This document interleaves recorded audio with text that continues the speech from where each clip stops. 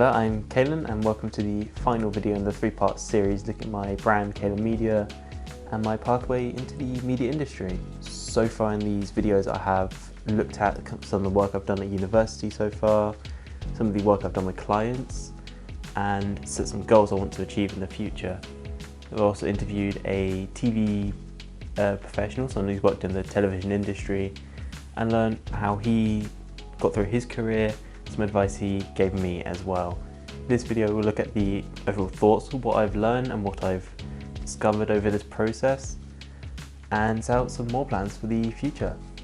Looking back to the first video where I looked at the work I've done at university and the work I've done for clients as well, I learned how much confidence I've gained in my skills, my abilities, and how I wanted to continue to do more work outside of the course as well.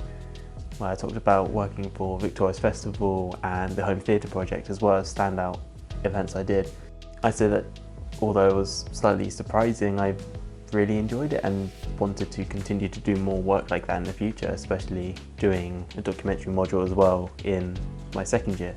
Also in the first video I talked about how I wanted to do more work and get my name out there by putting more work out there that I've done, picking up more jobs and helping to build a portfolio over time that then gets put on my website and social media for people to find.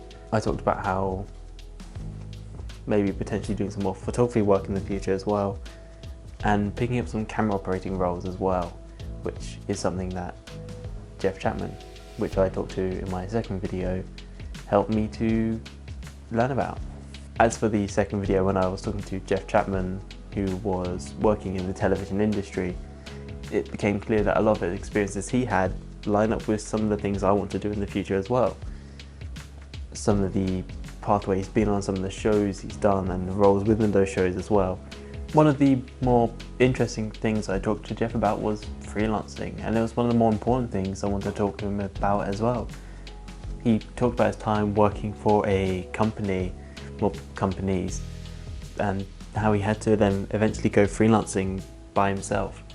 And I wanted to know what that was like for him and kind of some of the things he learned from that experience and how he would, pass some advice on to someone like myself looking to get into the industry. The stress of being a freelancer is the hard thing. You have to be the right person.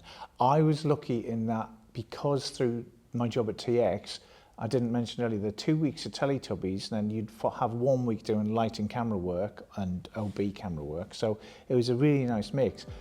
Once again, the conclusions were similar to what I'd already imagined from what I've been learning and research as well.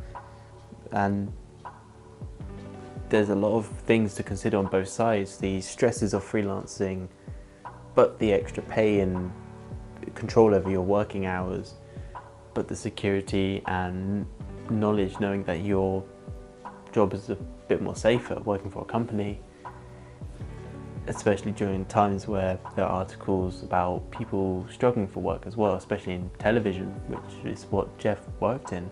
Despite all this, I want to continue to achieve what I set out before, doing more videography work and photography work and audio work, whatever I can get that's available. This will help me to build up more of a portfolio and a showcase of some of the work I've done to help me in the future, help me advertise myself and my skills. Doing the photography and videography work has helped to kind of push inspiration and creativity for me, and I've really enjoyed doing it, and that's why I want to do more, and that's why that conversation with Jeff as well really helped as well.